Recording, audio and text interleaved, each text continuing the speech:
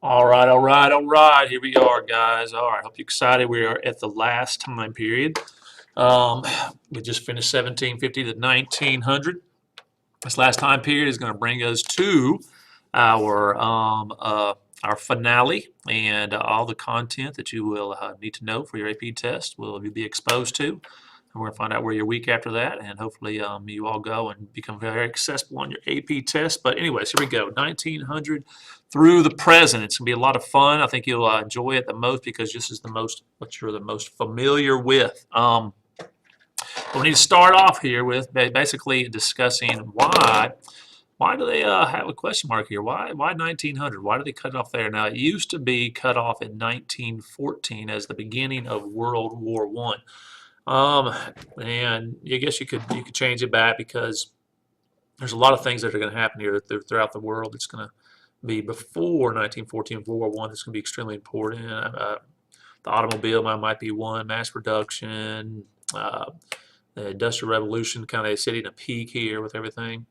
But anyways, it's the cutoff leading up to World War One. So basically, all the isms, nationalism, imperialism, militarism, the alliance system, basically those are going to come to a head and end up causing World War One in 1914. So 1900, 1914, either one that you want to talk about here. Okay. So this time period, this is going to be an overview of everything. So we're just going to kind of just peruse through the entire 114 years here. So there's going to be a lot of new technologies going to emerge, mass production of the automobiles. The automobile will be invented, and then you know who will make it famous. Mr. Henry Ford with his mass production. Remember, he said you could have any color car you wanted as long as it's black, and producing every car the same so that the common man can afford an automobile. Airplanes can become big. They actually use airplanes in World War One.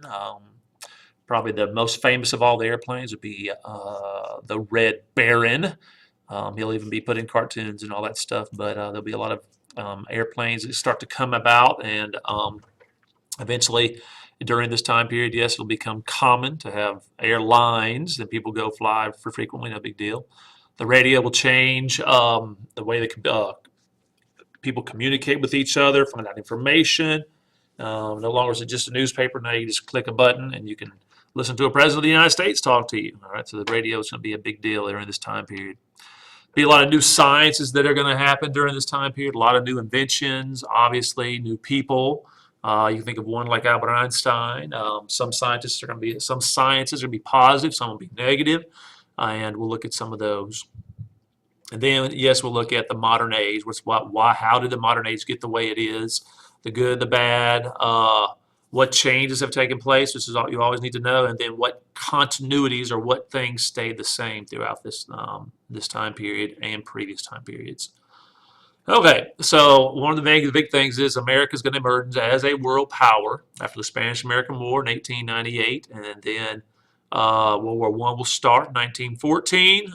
We will not be in the war until a few things happen. A Zimmerman Note, unrestricted submarine warfare, the sinking of Lusitania, and then we'll come in 1917, basically show our might, prove to the world that yes, we are the dominant world power in 1917, 1918. Very good.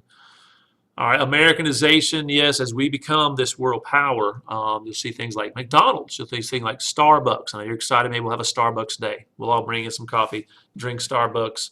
And rock and roll, yes, one of the biggest changes for capitalism, rock and roll, and yeah, Americanization of the world, or you could say the Westernization of the world.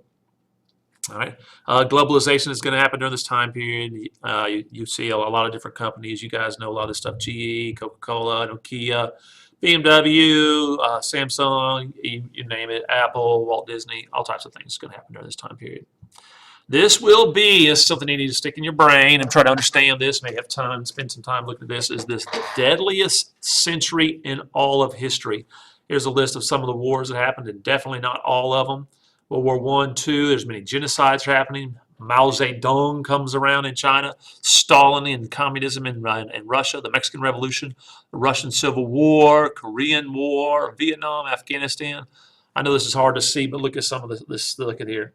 Conflict-related deaths, 1.6 million in the 16th century, 17th century, 6.1, 18, 7 million, 19th century, 19 million, the 20th century, look, 109 million deaths because of conflicts.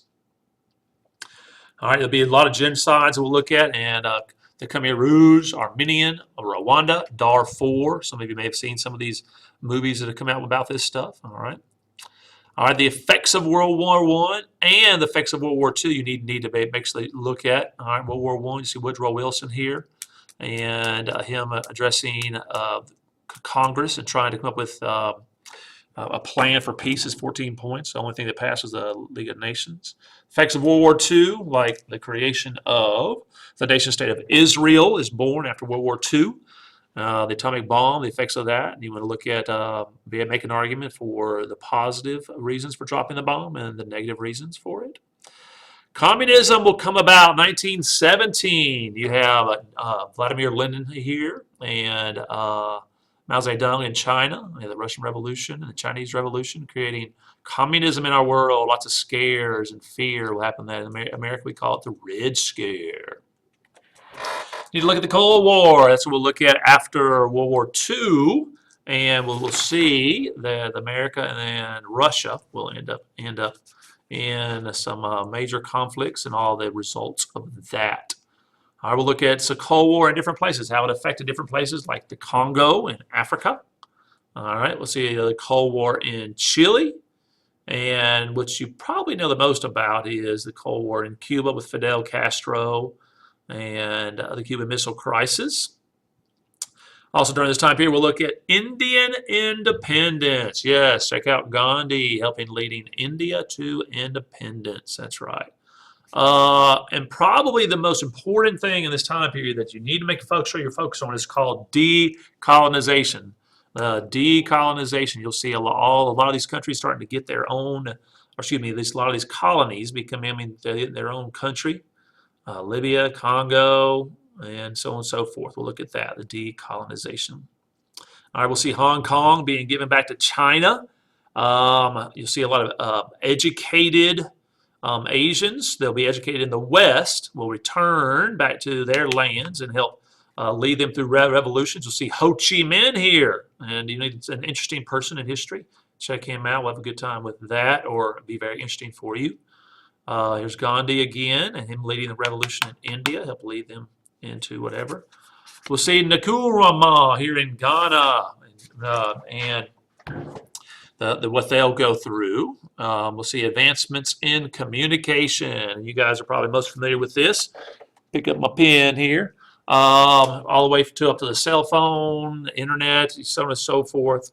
It should be pretty easy for you guys to follow this here. So advancements in transportation. Again, the car all the way back to Henry Ford. Then they're all going to go to the space race, all the way to Americans making it to the moon. And all right, we'll see the emergence of energy changes, going from basically coal power to oil power to nuclear power. We'll talk about, or we'll look at Chernobyl and the instances that happened with that. And basically, that we'll be talking about a battle for power during the 20th century. You see Albert Einstein here, a lot of new theories that will be developed. These theories of, like the Big Bang theory would be one. We'll be looking at these new medicines that are going to happen. The polio vaccine will be invented. All right, and we'll see how medicine changes throughout this time period. We'll look at disease and how this medicine affects population. You'll see this is a big topic here too, population growth. The population is going to explode during this time period to making it to over 7 billion people. All right, and we'll try to get into your mind, try to get you thinking about when we'll finally hit 9 billion people. Can the world sustain it? Again, globalization, all the different companies and everything happening over here in the world. That's right. We'll see international organizations develop. We have the Red Cross. All right. Example of, in the Islamic world, they call it the Crescent Cross. That's right. You have the Crescent. All right. We'll have the World Health Organization, the World Bank that's going to develop The United Nations will develop in 1945, and you'll see these international organizations coming together.